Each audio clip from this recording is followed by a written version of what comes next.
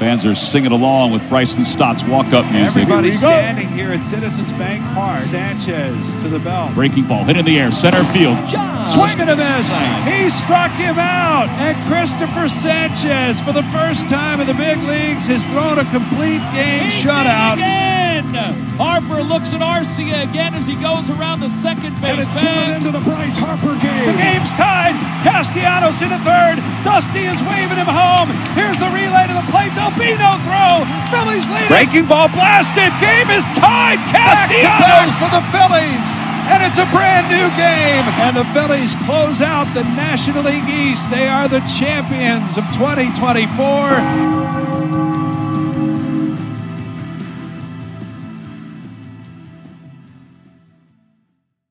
Alrighty, Chasers, welcome back to a brand new edition of the Quit Chasin show. We are a little cheeky, a little irreverent, and always unqualified. We watch 162 when you aren't able to.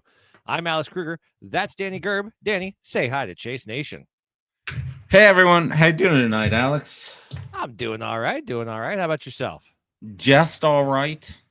I'm doing pretty damn good. I'm not going to lie. You should be on cloud nine. Did you have news? I heard there might be news.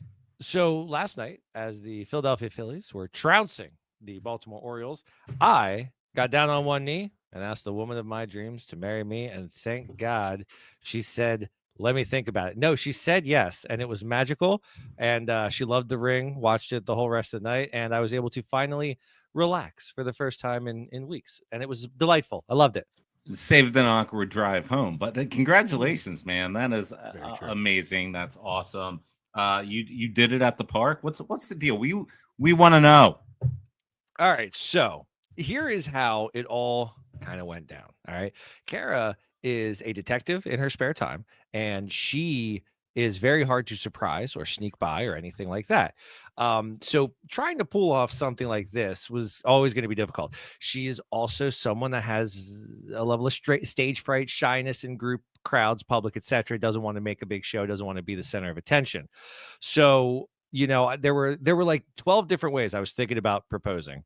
And the one I decided to go with on the way down was to propose to her in front of the large Liberty Bell that is outside of the third base entrance that used to be the bell that rings next to the scoreboard until they updated it recently. So I was going to get down on one knee in front of there and say, ring the bell, ring the girl, as in, kiss the girl, but ring the girl. And it was going to work. So we get to the bell. I take a picture of the daughters and I'm like, all right, Audrey, now take a picture of me and Muff. Twist her until the water comes out.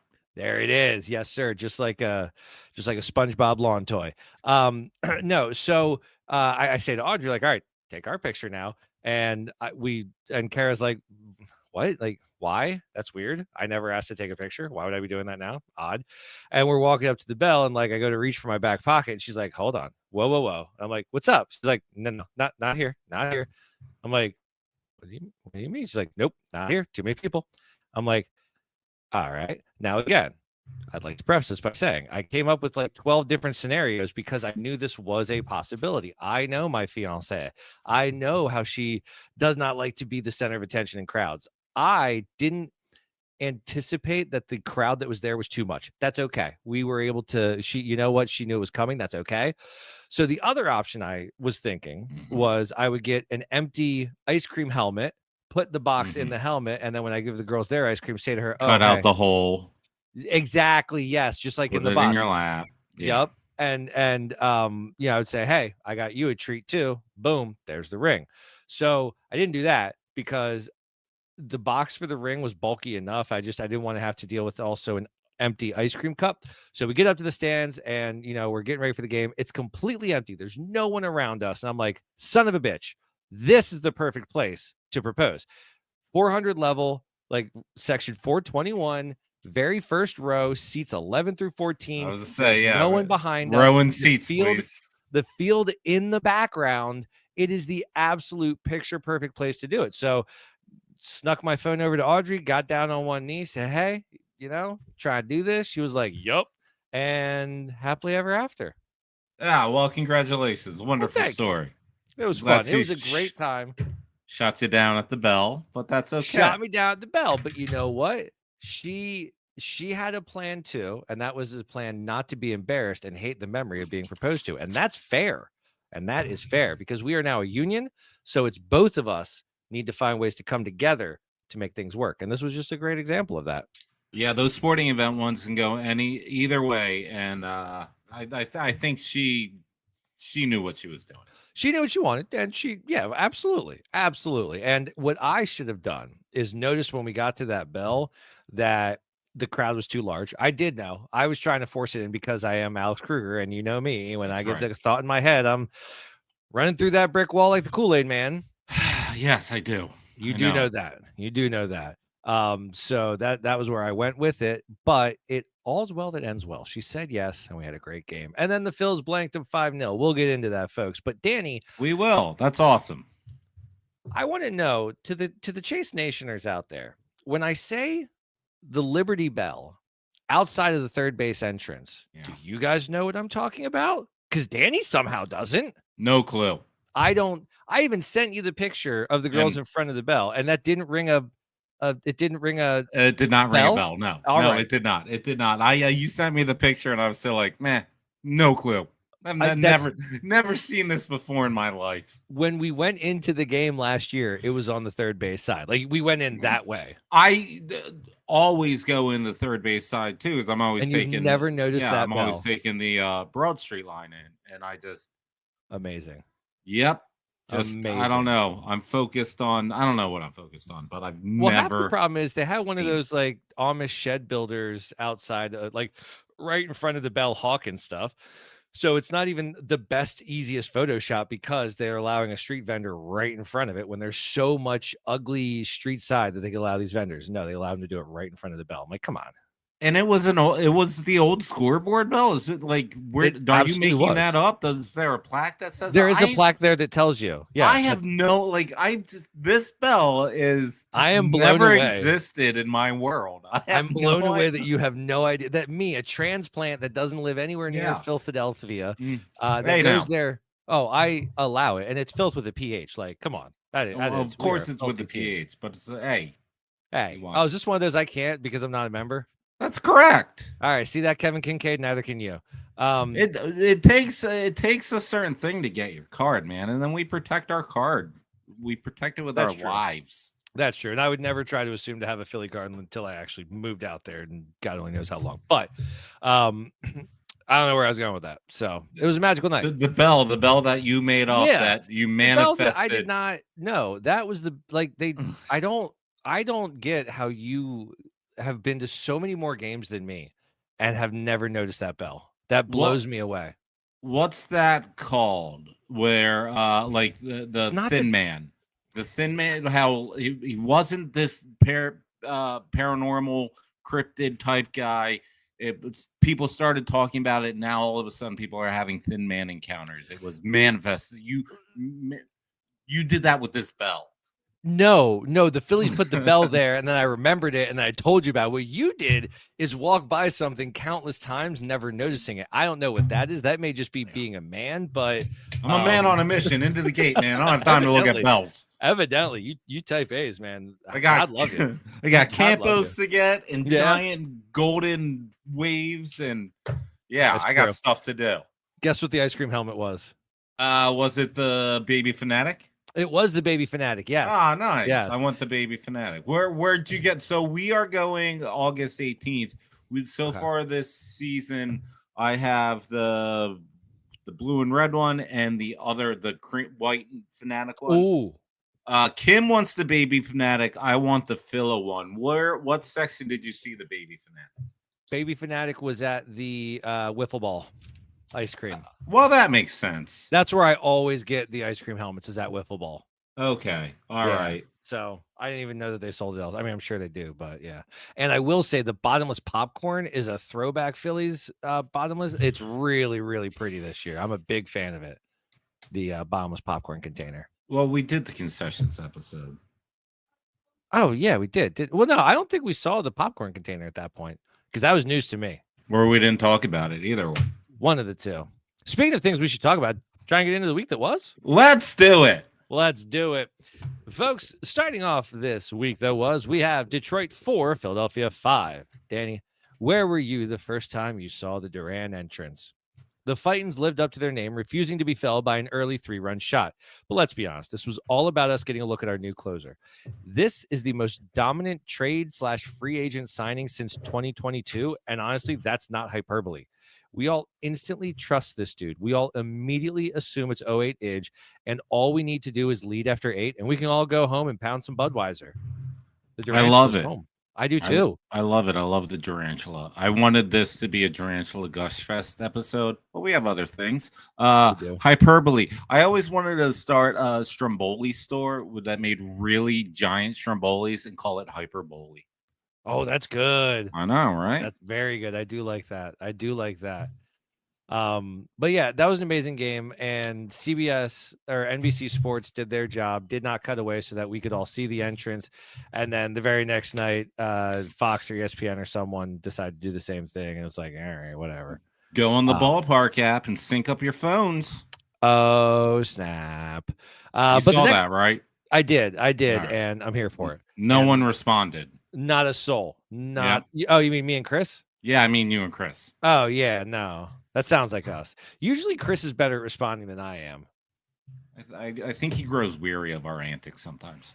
I could see that. I could very much see that. I get weary of our antics sometimes. All right. Second game of the series. Detroit 7, Philly 5. That's right. No Duran this night. Ah, crap. It's middle of the summer Wheeler slum season. Usually Wheels will get tattooed a handful of times, which is how he still doesn't have a Cy Young to his name, even though he's so damn dominant. Well, now we've learned that he has some shoulder soreness, and they're pushing his next start back, which, if you know Zach Wheeler, that's not a good thing. He got smacked around, and though the Bats tried their best to come back, just wasn't enough. How worried are you about the fact that Zach Wheeler is pushing back a start? I think that start's going to be disastrous, right? They're pushing him back to two games, 2 starts. I think so. Yeah. No, I think it's going from Wednesday to Sunday. Like, instead of Wednesday, he's now pitching Sunday. So he's skipping. But no, a guy like Wheeler doesn't skip a start. Right. And he has not been right since the All-Star break. So, like, great. More time off. That's awesome. He's been fairly pedestrian since the he's All-Star been break. human. Which is weird. Like, I don't know. You want to hear, like, hey, it was this. But instead of everything came back negative. So I know. Whatever. Push the start back. Maybe it's the rest he needs. Some ice and Advil. Craig Sherrick. There you go. He is what, 37? No, but and again, this is what happens to Wheeler every season. He goes through a little slump where he gets beaten up, and it does just enough damage to his ERA that at the end of the year, the next guy's getting it. And that's how Max Fried got last year. And it's just, it sucks, but you can't allow these blow up games. So hopefully he comes back healthy. I forget who was talking about it. I think it was Jack and Jim about Skeens in the innings pitched, and they're like an inning apart. So you don't even have that thresher hat on this season. Yeah. Not that it mattered for the sales season anyway. So who cares? Ain't that the truth? No, it's all just a student council election. All right, that brings us to the third game of the season. Third game of the series. Detroit nothing. The season. Philly 2. In what world a month ago would you have been thrilled that Sanchez got pulled with a shutout in less than 100 pitches? But no need to ask him to go for the complete game, which Topper hates anyways, when you have Mr. Electric coming in for the 9th. I got to ask, were you disappointed or were you happy when they pulled Sanchez? I wanted to see this guy. Yeah. I think everyone wanted to see this guy. I think Topper, for the first time in his life, had the finger on the pulse of Philadelphia fans, and we all wanted to see this guy. So I was fine with it. Topper's also such a fuddy-duddy. I was listening to a interview he did about guys pitching all 9 innings. He's like, no way. I would never let it happen if I could. You know, it's just durability issues, blah, blah, blah. I'm like, that's great, man. Like, I'm here to win a World Series. Like, I understand taking care of your guys, but, like, let's get out there and win one. Okay? Yeah. Like, if your dude's at under 100 pitches going into the 9th, maybe let him keep twirling. I don't know. So, but no, this was a good one. It was Durantula time. We all loved it. It was ready. Mm-hmm. You know what stinks, though, buddy? I do not. We didn't get to see Durantula the next night either because Baltimore 3, Philadelphia 13. Save some runs for tomorrow. I begged my TV screen knowing I'd be at the bank the following day. The game started off with the first inning Harper shot. P.S. Holy shit, he's back. Then we got our first masturbator home run. And That's then right. Kyle's second hit of the night, 40th home run of the year, was a grand slam to add to his 2-run shot earlier. MV12, am I right? Oh, love it. So yes, you are right. MV12. Yeah, I'm there with you right now. I mean, I think it's between him and Ohtani, and His numbers are better. His numbers are better, and I think Ohtani. I don't know. The MLB gives Ohtani everything and all the face up. You know what? If you're going to push Ohtani so hard, because he's the face of baseball, you want people to watch. Get another name in there, maybe on the East Coast market. I'm just saying it'd be advantageous to push other people than Ohtani, and the numbers are there. If you want to make an argument that he doesn't play the field, I would say he fell over backwards in left field and made that catch. So sure did. Fight me on that, right? It's not that he can't, guys. It's that he doesn't have to. We have a DH. Someone's got to play it. And furthermore, again, I don't know if this should go into MVP consideration, but I do believe that his leadership is second to none. And I don't see anyone doing that anywhere. That was, and I forget who it was with the Lindor argument last year. Like, he was the MVP of that team. That team was better because of him. Yep. And isn't that what the award is? Yeah, I think that's true because we've seen this team win without Harper. I don't know how good we'd be without Schwartz. This lineup would, oh my God. I wouldn't even. Could you imagine a Kyle? I mean, no. I'm knocking on wood that we're not like manifesting something, but like the bell. Like the bell has, damn you, sir. I hope we're the Broken Bell guys commenting on the YouTube or something, letting us know their experience with the bell, because I'm not letting this one go. I'm just not. They're going to say they walk right past it and go into the game. And that they recognize it. But how do they not care about the history? It's a gorgeous bell. That was the 2008 World Championship bell, okay? Like, come on. Is that factual? Yes.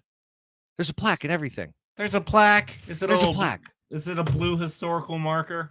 No, it's a black Philadelphia Phillies marker. Oh, well, then. There you go. Okay. So you found your qualifier. You're out. That's great. Okay. Yeah, I did. Unless it's a grave of some Revolutionary War soldier who had a fort in some podunk town. I don't care. Jim Morrison? Mr. Mojo Rising. He's the Laser King. All right, guys. That's bringing us to the next game. Baltimore, 0. Philadelphia, 5. Kepler's Booze and Blasts. Marsh Bracelet and Bash. So here's the deal. I was a part of the fans last night that booed Max Kepler for all of his at-bats. And I am going to explain myself now. Number one, are we going to do this now? You know what? Let's hold on to this until later. Or we could just make it a thing. We can just do under review wherever we want to do it. No, it's not under review. So let's be honest. All right, man. So, ladies and gentlemen, we're going to take a break from our pre-planned week that was and give you a, let's be honest, it's that time of year segment. It's turning into late summer now that the heat waves have passed. The air is getting a little crisper in the evening, and it rings in late summer. And with late summer comes in our favorite segment, let's be honest, where we drop the bits and just do 180s on everything we said for the season before. And let's be honest, Alex, let's be honest, the booing Max Kepler. Okay. So I booed Max Kepler more so because I was booing Topper on just bothering to put him in the field at all. It's not his season. That's okay. We're trying to win a championship, and somehow we have an abundance of guys that can play the outfield. And right now, Max Kepler's not that guy. And of all the people that could be out there, he's the one I want to see the least on this team in the outfield. So I had no problem booing him. And then, of course, Kepler goes and hits a 3-run bomb, and it just absolutely breaks the game wide open. And the guy behind me is like, bet you wish you hadn't booed him. And I'm thinking to myself, no, I have no problem whatsoever with the fact that I booed him. Danny, when you and I talk trash on these guys, they tend to show up and show out right then and there. I know that's your thing. How many times has that happened that we've been talking trash on a guy, and then the very next chance they shut us up in a big way? And Kepler's home run and double last night, while I was booing him, you know what? You're welcome. You're welcome. It's our love language, as he said himself. So I have a problem with booing Duran not coming in. I think that's too much, but I had no problem booing Kepler. What's your thought on the boos? I agree wholeheartedly with you. He was the physical manifestation at that time, walking up to the plate. that represented the management, that represented the front office. I know there's people that are very happy with the Bader trade because they wanted to go out and get a fielder, and they went out and got a fielder. Keith, I'm talking about you. And that's fine. That's exactly what happened. That's fine. My argument was never a got to get a fielder, which they did. There were holes in the outfield. It was more of a you got to get the bat that can get behind Harper, and why not fix some holes while you're at it in the outfield? And that I don't think was done. But anyways, so I think the booing is a combination of some of that frustration. It's you see Bader hit a 3-run moonshot that we would still be talking about if it did not get overshadowed by the MVP Schwarber slam. Correct. Right? Correct. That's so true. That's such a great point. Right. It was a big homer at a big time. Real Muto beats out the tag to keep the inning going. It was a big homer at a big time from something at a time that you haven't seen from this lineup. Yes, that magical this and season. Since the trade deadline, they've been doing that shit, and it's been really cool to watch. Like you're not counting them out by the third inning when it's 5-1 and we're down. Like you're like, it's still possible. So you went out and you got this guy. My personal opinion, not enough, but still better numbers against lefty and righties than the other two platoons that you were running out in left and center. He has that moonshot that got underscored by Kyle. Who started for the Orioles yesterday? The young kid, the Mr. Bean looking MF. Yeah, the Mr. Bean. All right, Mr. Bean. Yep. He is 3 for 6 against this guy career. Yep. And you bench him because you're doing that topper lefty righty thing. The booing was a booing of Topper. It was booing the management of this team. Topper. It was booing the front office. Yes, yeah, that's a great way of putting it. I mean, that's truly what I was doing. I was booing Topper's decision to bring Kepler out there because you're right. The fact that that masturbator has such good numbers against that kid, it's like, what are we doing here? If anything, you should be Bader full time, and then you're platooning between Kepler and Marsh. Like Bader should be the full time in that scenario. Even though your production was oddly, and this is the thing where Topper got lucky, he didn't get smart yesterday's game. Yes, he got real damn lucky. He got lucky. Marsh and Kepler were your producers. That was by chance. That wasn't by design. And just, that whole we did it just extends this left-right sit-em platoon experiment even longer, even though we all know you went out and got the guy, used the guy. That booing, it was when I was there for the Nelly game, man. When I saw the Kepler homer, me and the guy behind me were both like, great. We were the ones sitting on our hands. There's some people that I love my boys. I want my team to win. I want them to do well. That is all true, well and good.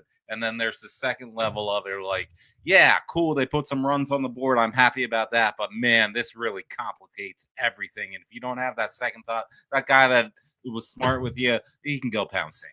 Well, he doesn't know what he's talking about. He doesn't know anything. And that's okay. And that's fine. Because no matter what Kepler does, he's a dead man walking, and he needs to be. He's damn near that the Mendoza line of 200. And every other outfield option we have, even Johan Rojas, I would take at this point over him. So, yeah, we got to DFA the kid. Ironically, we can't trade him. I would not go that far, but I hear you. I mean, yeah, you're absolutely right. He could be a great bench bat or something. I don't know. It's not like he's a defensive substitution. Come to think of it, maybe for Cassidy. I mean, I just don't like the fact that you go out and get a guy. You're calling yourselves a World Series contending team, and you're running out 3 platoons. Like, this is insanity. No, but that's Topper. That's Topper to a T, man. That's what he does. Now, he's getting on my nerves. Now, as we mentioned, this game that we're currently recapping was the engagement game, the engagement. I don't know. I tried to make that. Yeah, we're doing a let's be honest, the booing at Let's Kepler. be honest. Okay, so the booing are so I'm done with the booing at Kepler. You? Yeah, that's where we are. And All right, now cool. back to the week that was. Back to the USSR. So you know the game was really great, and the fact that the engagement ring came a week early. My friend Kenny and Steph got these tickets to us like 2 weeks ago out of nowhere. Thank you guys so much for this opportunity. It's like the universe was just reaching out to us, and it extends even further than that. So before the game, I let the girls get friendship bracelets from the Philly store because they were buy two get one, and I have 3 lovely ladies in my life. So they did, and the bracelet that they got for Kara was the Brandon Marsh bracelet. And then he hits a home run. I mean, not too shabby. Not too shabby. But the thing goes into the stats. It does. That's absolutely true. But the thing that I think made the night the most spectacular for a what are his splits when she gets a friendship bracelet? He's 1 for 4 with a home run. So but the thing I think that I love the most about this story is low-key our boy that like we always root for, but sometimes he really disappoints us. But like Taijuan Walker, my man, 6 strong shutout innings for us. Thank you so much, man. Like, way to bring the heat, way to get the strikeouts, 4 hits, no walks, like 4 strikeouts. Like, thank you so much, dude. When it was one of your games, I was like, all right, hopefully this is one of those like we win it in the 9th type deals. But nah, man, you dominated. You went out there. Thank you so much, Taijuan. That was awesome. That was a patent pending Jack Fritz Taiwanimus right there. And it was for you. It was one of your boys' bits. Yup, that's so true. That's celebrations so true. going around that night. Good for you, buddy. Everything. Thank you so much, man. Everything coalesced perfectly for this game. You know what didn't coalesce perfectly though? Today's game. That's right. Baltimore 5, Philadelphia 1. You know what? I'm not even mad at this game. It was a 12:30 p.m. GTFO Wednesday game for, I assume, I don't know, summer camp kids, unless that's just a minor league thing. But the thing that worries me the most is Ranger and how he has often gotten himself into more trouble this year than in years past. And it's just, he's not himself. I don't think anyone's going to miss him he'll be great in the postseason as he always is, but like he'll gut out a postseason start. 100% yes. 100% yes. But like the Ranger of 22 and 23 was a great time, but that was then. And it's okay. But like, I worry about his longevity now. I mean, 22, he was coming out of the pen. Yeah. Getting saves for us. Yeah, this is the time. Well, this is the time of the season, man. This is who he is. This is when you figure that's true too, and this is when you figure stuff out, and it's just like, tough. Now, I'm not even going to bother talking about today. Like I was working and a little bit hungover and just whatever. But have you ever seen 2 days off in a row in a baseball season without there being some sort of international travel or all-star game involved? Like, why do we have 2 days off in a row? That's so weird. I didn't think there was 2 days off. I thought they were playing the Rangers on Friday. I am 85% sure that the next Phillies game is on Saturday. Well, I'm going to look it up right now. Friday, August 8th, 8:05, Phillies at Rangers. Cool. So it's only 1 day off in a row. I don't know. What game is that? What channel is that on? Does it say? No, I don't know. Maybe if I click on it. So it's at Rangers. It says watch live. All right, so it's probably just NBC Sports. Watch live. That's all it says. All right, cool. Thank God, because I was really confused that there were 2 days off in a row there. No. That, folks, brings us to the end of the week that was. Again, we play well against teams. We win series, but we will not sweep them. Jack Fritz tweeted out today, well, I guess the Phillies just aren't going to sweep series anymore, and he's absolutely right. It's tough to sweep series. That being said, they also absolutely refuse to do it. And this is where I'm bringing up my case for our good old Garrett Stubbs. Make the case, Danny, for Garrett Stubbs. I'm making the case for Garrett Stubbs. Here's the deal. This is my thought. I've said it before, a little tongue-in-cheek, because I actually do think he handled the staff very well. I lost you. I can't see you. There you are. I also, yeah. I also am of the belief, and I don't know why I'm of this belief, but I just have a feeling he goes where Painter goes. I just really do feel that. I don't think Painter's coming up this year anymore. I don't think Painter's coming up this year either. Do you think he's ever coming up?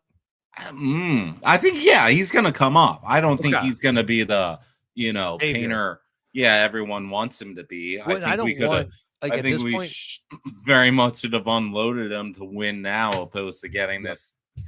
Maybe not guy. maybe not guy who's another, he could beat Kyle Kendrick, and that's a good pitcher, but Kyle Kendrick ain't Cole. So he's the South Park episode where they were making fun of Game of Thrones with the pizzas are coming. The pizzas are coming. The pizzas are coming. He is the pizzas, I feel this. Yes. Yeah, he's the pizzas, man. That's so true. So whatever.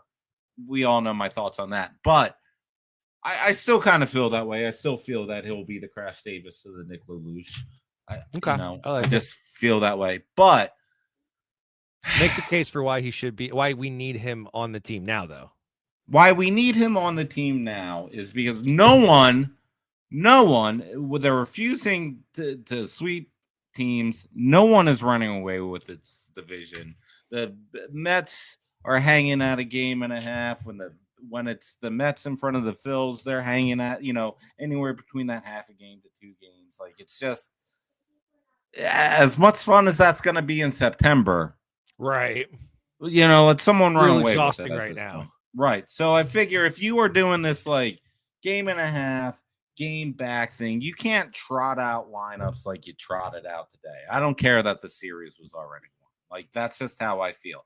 And if we go to Mr. Stubbs' stats from August 6th of 2024. So his 2024 season up until this point. I tried to make it a little fair, even though you'll notice some discrepancies because of the whole JT was out. He had that. That's right. Yeah. That's surgery. Yeah. So the games played are up there. But we have Garrett Stubbs with 56 games played by this time last year. He had 34 hits, 11 RBIs, 5 stolen bases.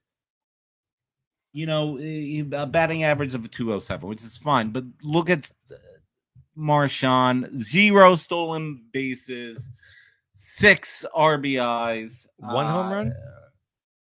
I'm looking at it right now. 1 home run. Yep. Yeah. I mean, so they're on pace with the home runs, but the production, it wasn't great. I mean, we all know what Stubbs' production was, but it was better than Marchand's. And at this point, you got to figure what the market is. JT's coming back, like it or not. He's coming back. Oh, for sure. I'm fine with that. I'm great with it. He's better than the market. Oh, yeah, absolutely. Well, what he's doing behind the dish, it's absolutely legendary. Fine. And if he's got, 8-hole hitter, catcher, bat for the next 2 seasons, don't care. I want him behind the dish. If his retirement years are kind of prime Chooch, that'll work. Yeah, Let's be honest. That his retirement era is prime Chooch level. I really don't know what Chooch was doing at the end of his career. I saw him sock a few dingers in that Dominican league, but sure. No, I meant prime Chooch, 08 Chooch. Was just. You want to know what the horrifying truth, or do you want to watch me sock a few dingers? Dingers. That's right. Yeah, Mark. Danny, you want to play a game? So that's wait on. I'm not done. Please. So with the evidence that JT is most likely coming back, and why shouldn't he? He's great behind the dish. What are we doing with this Marchand thing? Get the slightly better production back up here with a guy who handles the staff. If this was MLB The Show, plus vibe for Stubby would be an 89, 95. I was never a Stubbs guy. I'm still not a Stubbs guy. Just if you're doing this hanging around a game and a half back, if the division race is going to be this tough, you're going to need a slight more bit of production out of these day game lineups, and you get that with Stubbs. The way that Stubby can handle a pitching rotation makes him worthwhile, especially on those days that you do gotta get JT out of there. If you can throw Stubbs in there to handle the guy like that, that'll work. That'll work. I forget what it was. The bottom of the sixth with the 2 outs, runners on first and second. Marchand just hit that dribbler up the middle. That's when I was like, dude, get Stubby up here. At this point, 6-1 half dozen. He would have given you a drag bunt or something. I don't know. Yep. No, Stubby plus minus is a plus. I'll agree. Yeah, I mean, out of those two, and again, it's a nominal difference, but if you are clinging at half a game to 2 games and anything in between, I will take that nominal difference. It's a weird hill to die on. I'm not even a Subs guy, but here I am. All right. You are. I love it. Danny, you ready to play some games? A game? Oh, yeah. Game? I don't know what we want to call it. So, guys, here was my thought process for today. I was thinking of, like, just about how Johannaran is just an amazing little superhero. And then it got me down the rabbit hole of thinking of other superheroes on the Phillies and just like, all right, if I were to assign a superhero to a Phillies player, who would it be? And I wanted to play that game, but I knew Danny couldn't play that because he's not an MCU guy. No. So to make it even, I wanted him to do the same thing for something I couldn't play at. So I am going to name 5 Philadelphia Phillies and who their MCU counterpart is. And Danny is going to do 5 Phillies and who their Twilight counterpart is. I do know Twilight. He does know Twilight, folks. So this is not a top 5. This is not a ranking. This is just a back and forth. We did coordinate to make sure that we did not have the same players. So let's see what kind of weird ass crossover thing we get to make here tonight. Danny, would you like to go first? Would you like me to go first? Please go first. I think people would much rather hear the MCU stuff than the Twilight stuff. So start strong. I think that you are absolutely underselling yourself. I'm trying. Oh, I'm not. All right. So my first is going to be, obviously, it's Bryce Harper. And the MCU. So here's the thing about comic books. There are so many different universes and versions of characters. I had to pigeonhole a specific line that I was taking from, and I decided to take the most popular, which is the Marvel Cinematic Universe, so the MCU, which means Bryce Harper is clearly Tony Stark / Iron Man. He's the richest mother in the world. He is cocky and arrogant and thinks that he is the bee's knees. And you know what? Unfortunately, he is right. He is essentially Superman, but because of a suit he built himself, not because of any supernatural abilities. He's just a dude in a suit, but a dude that knows how to get things done. Bryce Harper, he is Iron Man. It won't stop. Ring the bella. All right, Danny. Yeah, there we go. What you got? It. Number 1, well, it's not a ranking. I'm doing Zach Wheeler is from the Cullen Coven, Jasper Hale. So tell me about Jasper. Jasper, well, what do you want to know? Jasper is Alice's mate. It is a Edward Cullen's adopted sibling. They are part of the Cullen Coven together. He is the newest vegetarian to the family. So a vegetarian vampire, do they not drink blood? They do not drink human blood, no. What blood do they drink? They hunt animals. They hunt animals, deer. And like werewolves. Yeah, so on and so forth in that manner. He was originally a general to a newborn army in the Mexican Vampire Wars. So he is very quiet, very intense, very controlled, and gets the job done.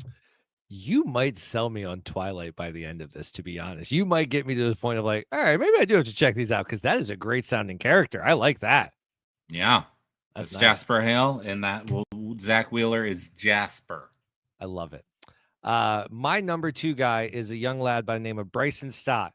And Bryson Stott is so obviously Ant-Man because he is diminutive in stature. It seems like he's taller than me, I'm pretty sure, but compared to everyone else, he seems like a toddler. He has that adorable baby face that never ages, just like Paul Rudd. He is a likable, lovable individual like Paul Rudd, and he can't really carry his own franchise, but he's a great cog in a machine that does a job you need him to do.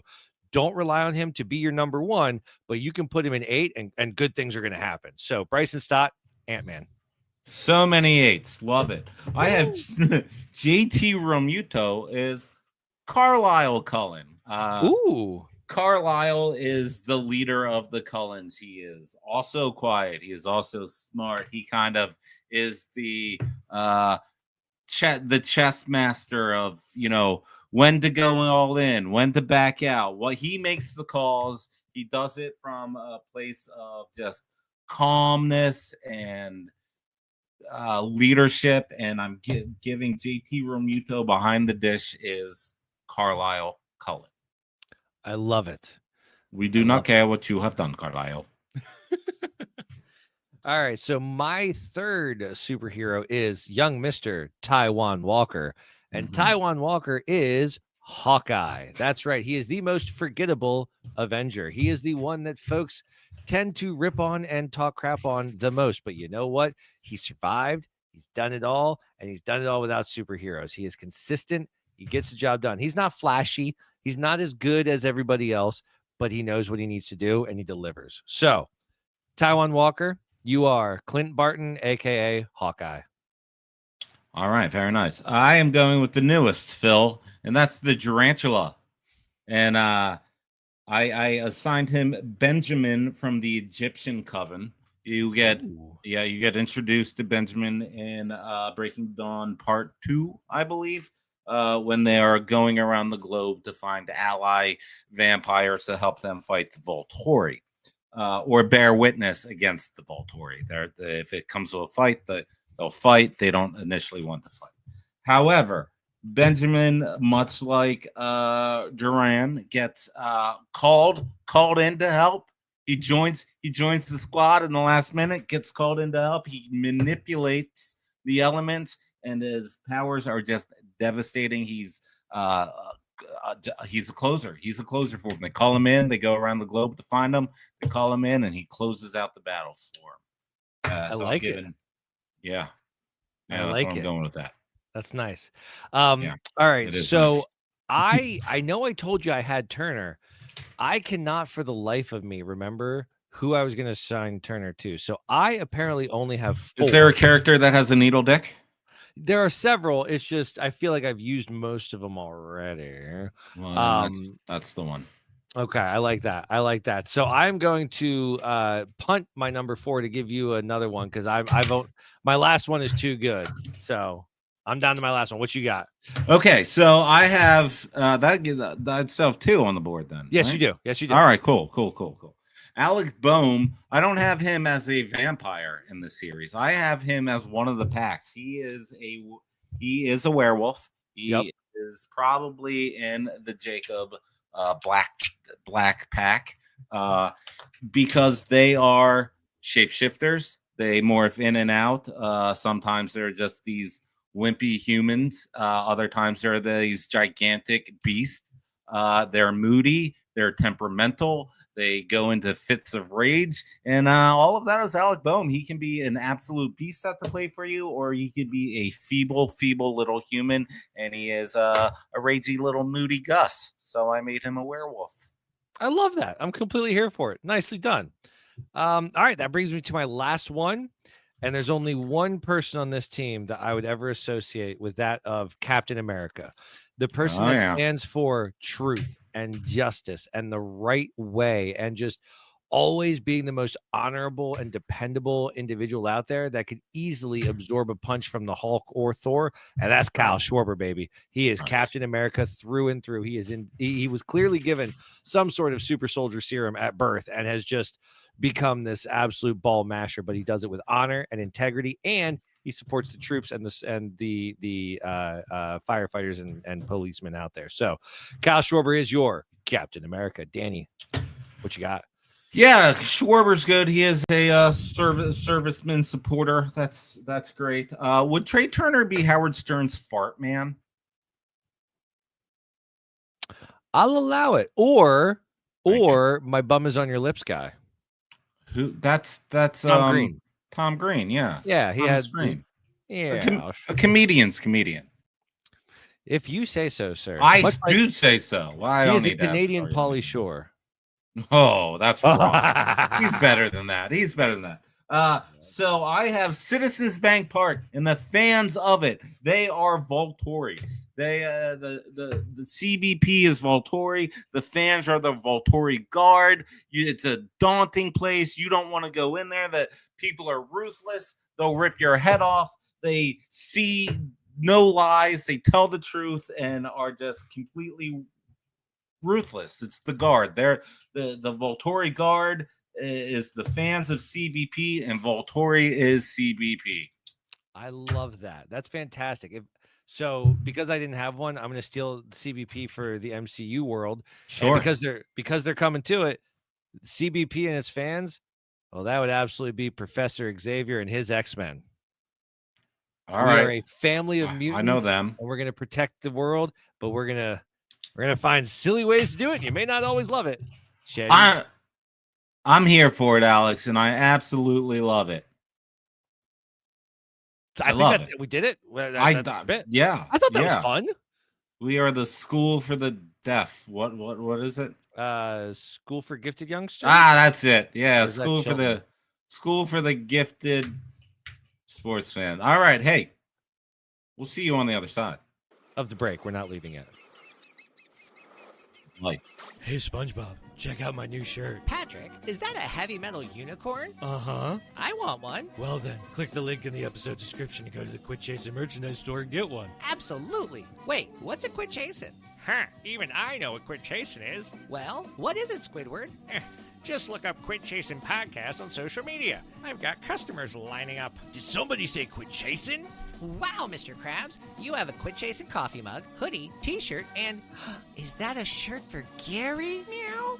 It sure is. The prices are so low, I feel like I'm getting it for free. And you know how I love to keep on to me monies. Come on, Patrick, let's visit the Quit Chasin store.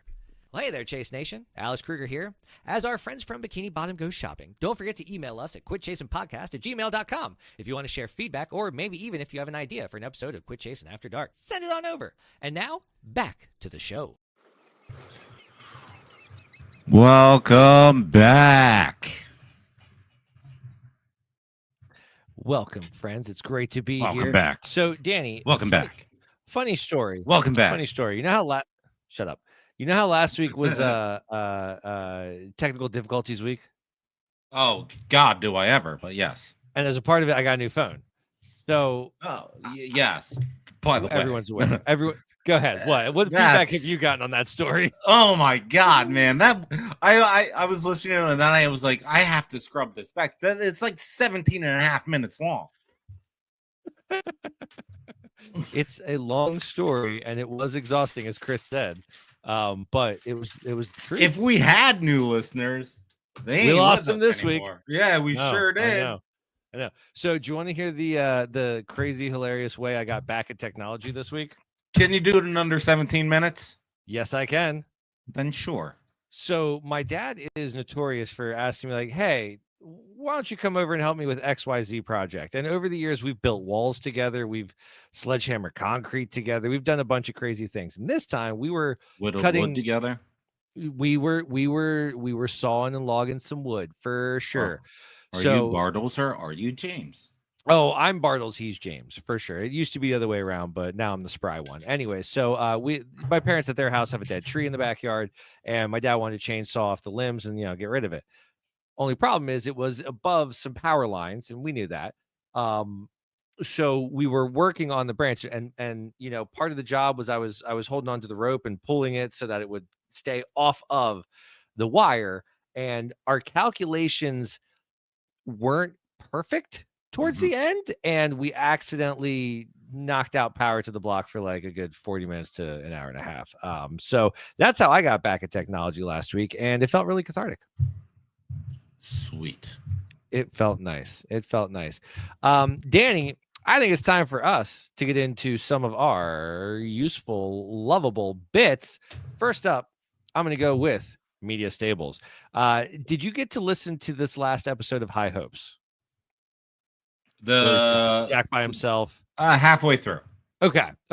So it was a great episode. Apparently, even the pros have technical difficulties because I guess Jack and James did do a full episode, and I heard that it got eaten up in the ether of podcast universe. And like, don't worry, Jack, we've been there.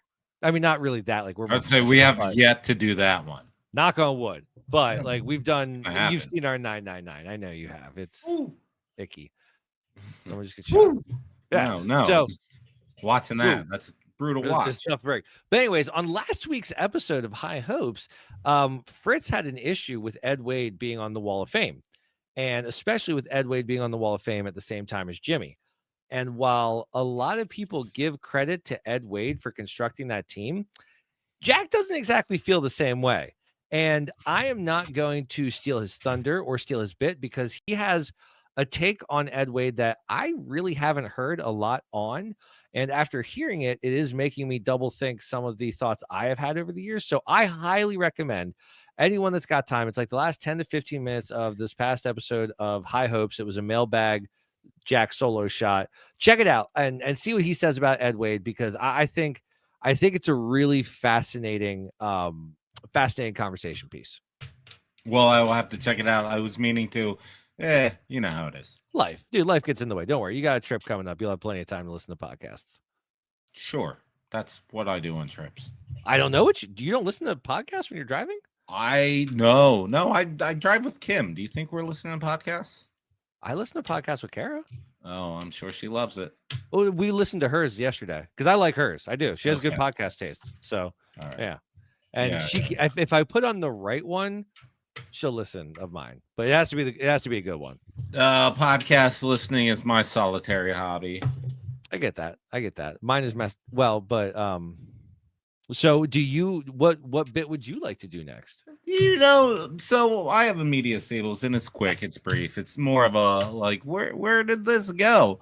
And if anyone else noticed it, do you know what I miss, Alex? The do-up. Like the do-up. Where did that go? Going into a commercial saying, "Hey, these are the next 3 batters up, and here is their headshot." The graphic, even on the before the end of innings, before commercial breaks, like even the radio used to be like, it's 3-0 Phil's, bottom of 6, do-up is blah blah blah, and I miss that. I miss the do-up. Where did it go? You know what I miss? I miss doo-wop. I thought that was a brilliant brand of music. It was. Oh, all right. You know what? So there's another. I have a sec. Wait, are you done with the doo-wop? Yeah, sure. All right. I have a second media stables, and that's just a real quick recommendation to everybody out there. Go see the remake of The Naked Gun. It is an hour and 25 minutes of wall-to-wall jokes. It is a perfect homage and tribute to the original and the way it's done. It's in very good hands as a franchise, and it's the type of movie that you do want to see around other people that are also laughing. It is a communal comedy experience, and I think in the age of streaming and in the age where comedies aren't selling the way they used to in theaters, a big piece of that is because you do need a community for a couple of these movies for it to really be appreciated. Like I think 40-Year-Old Virgin in the theaters is a better sell than 40-Year-Old Virgin at home by yourself the first time. I don't know. So I highly recommend Naked Gun. Danny, I know there's no way you're going to want to see it. You don't have to go see it in a theater. I understand you're not going to spend money on it, but when it comes out, you should see it. Oddly enough, Kim wants to see it in the theaters. Good. Give money to comedy. They need it. Okay. Comedy needs to know that we care and that we want to spend money on it, or else we're not going to get them anymore. This is going to sound so. I know. I don't know what it's going to sound like, but it's going to sound away, and that's fine.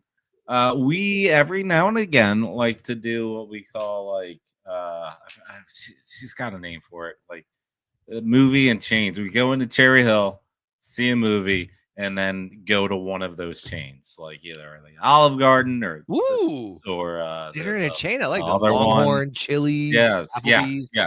Okay. And we have fun playing suburbs sometimes. I like that a lot. She wants to do one of those with the Naked Gun, which I'm fine with.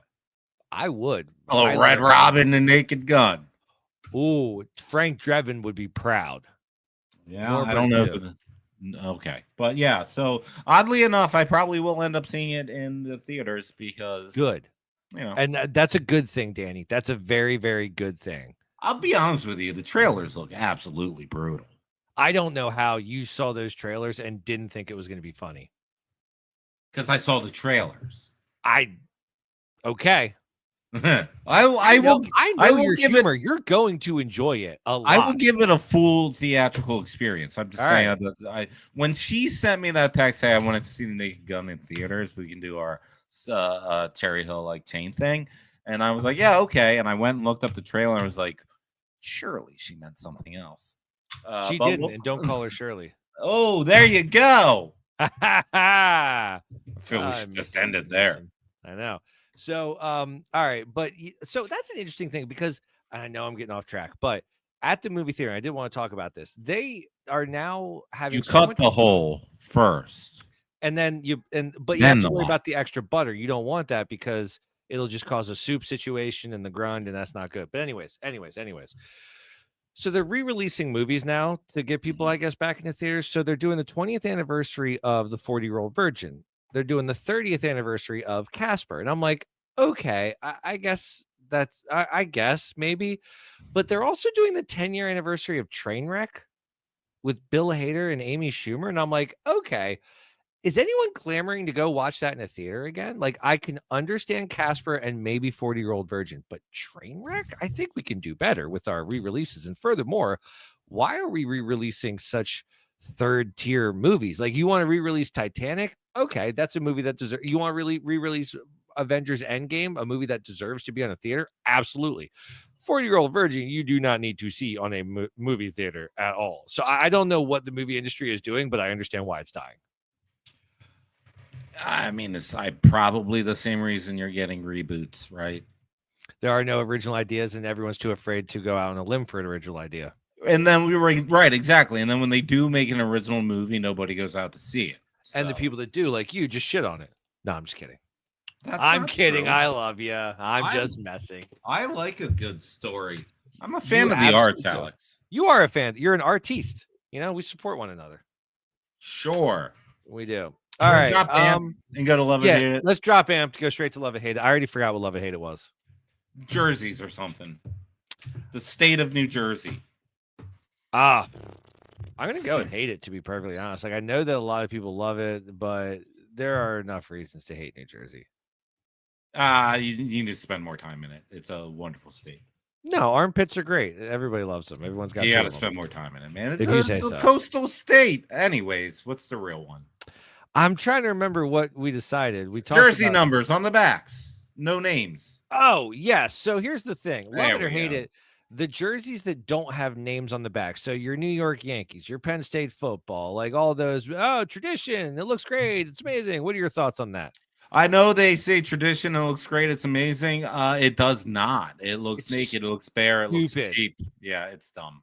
It looks middle school. It looks JV. I'm not a fan. So I was watching the Yankees for a hot second after work, and like I'm not going to memorize your number, okay, buddy? So just put your damn name on your jersey, or else I'm not going to know who you are. Same with Penn State athletics. Like the years that Hackenberg was there and they actually had names on the back of the jerseys, I thoroughly enjoyed those teams because I actually knew who guys were.